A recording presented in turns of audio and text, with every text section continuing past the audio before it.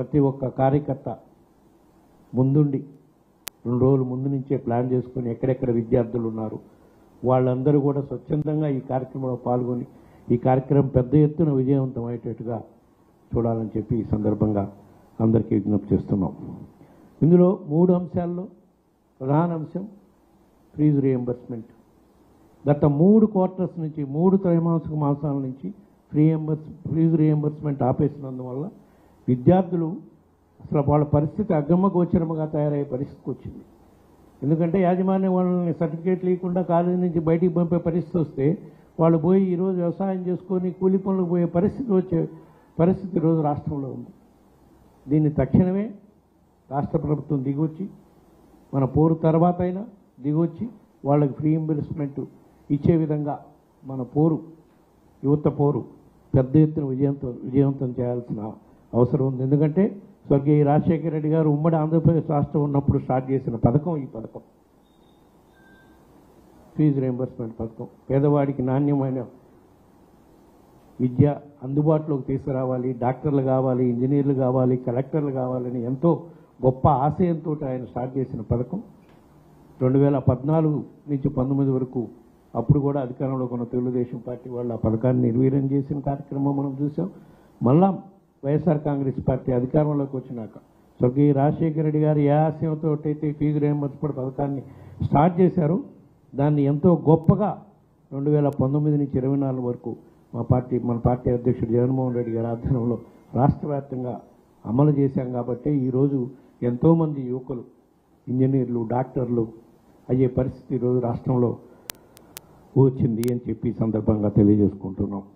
ఇంకో ప్రధాన అంశం ఇందాకనే మనం అనుకున్నాం, యువత పోరులో రేపు 12వ తారీఖు మనం చేపట్టబోయే యువత పోరులో 2వ అంశం నిరుద్యోగ భృతి.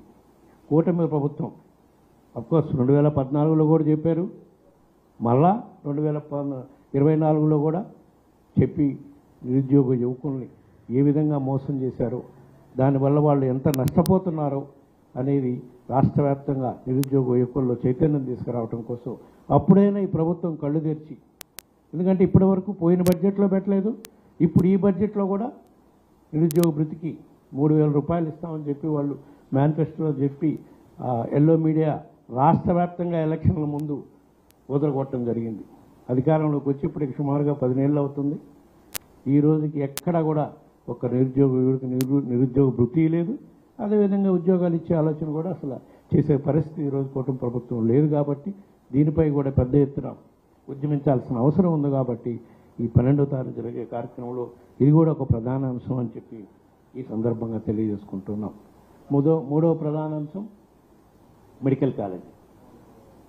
వైఎస్ఆర్ కాంగ్రెస్ పార్టీ అధికారంలో ఉన్నప్పుడు 2019 నుంచి 24 మధ్యలో పేదవాళ్ళకి నాణ్యమైన వైద్యం, నాణ్యమైన వైద్య విద్య అందుబాటులో చేయాలి అని చెప్పి రాష్ట్ర వ్యాప్తంగా అప్పటి వరకు మనకి కేవలం 11 మెడికల్ కాలేజీలు ఉన్నాయి.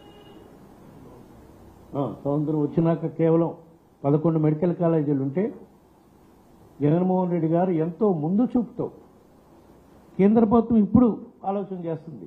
ప్రతి మెడికల్ కాలేజ్ సీట్లు కొన్ని వేలు పెంచాలని చెప్పి ఈ మధ్యన కేంద్ర ప్రభుత్వం అనౌన్స్ కూడా చేసింది.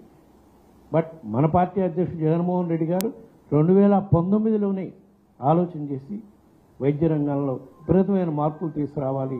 దానికి ప్రధానంగా మనం పేదవాడికి, గిరిజన ప్రాంతాల్లో ఉండే ప్రజలకి, ఎస్సీస్కి, దూర ప్రాంతాల్లో ఉండే వాళ్ళకి నాణ్యమైన వైద్య విద్య అందించడం కోసం 17 మెడికల్ కాలేజీలు స్టార్ట్ చేసి ఆ మెడికల్ కాలేజీల్లో 5 మెడికల్ కాలేజీలు అడ్మిషన్స్ కూడా అయిపోయి సీట్లు కూడా లాస్ట్ ఇయర్ 1 ఇయర్ కోర్సు కూడా కంప్లీట్ చేసుకోవడం జరిగింది. మిగతా 11 కూడా ఇప్పుడు ఈ సంవత్సరం ప్రారంభించాల్సి ఉంటే అన్ని సివిల్ పనులు అయిపోయినాయి. కొన్ని హాస్పిటల్స్లో అయితే ఎక్విప్మెంట్ కూడా ఫిక్స్ చేయడం కూడా జరిగింది. ఇటువంటి పరిస్థితుల్లో కూటమి ప్రభుత్వం వాళ్ళ స్వార్థ ప్రయోజనాల కోసం పీపీపీ మోడ్ అని పెట్టి అవన్నీ కూడా ప్రైవేటైజ్ చేసే కార్యక్రమం చేస్తున్నారు.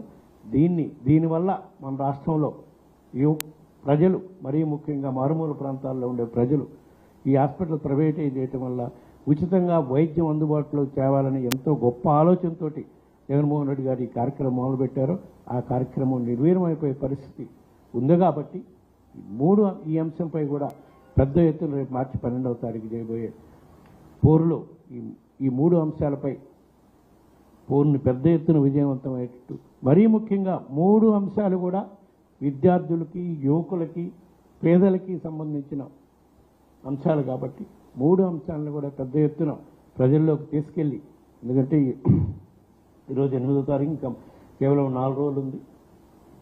ఈ 4 రోజుల్లో కూడా ప్రజల్లోకి తీసుకెళ్లి మరి కార్యకర్తలను రాష్ట్ర వ్యాప్తంగా యువత పోరు అనే కార్యక్రమం మార్చి 12వ తారీఖు అన్ని జిల్లా హెడ్ క్వార్టర్లో పెద్ద ఎత్తున విజయవంతమయ్యేటట్టు చేయాల్సిన అవసరం ఉందని చెప్పి ఈ సందర్భంగా తెలియజేసుకుంటూ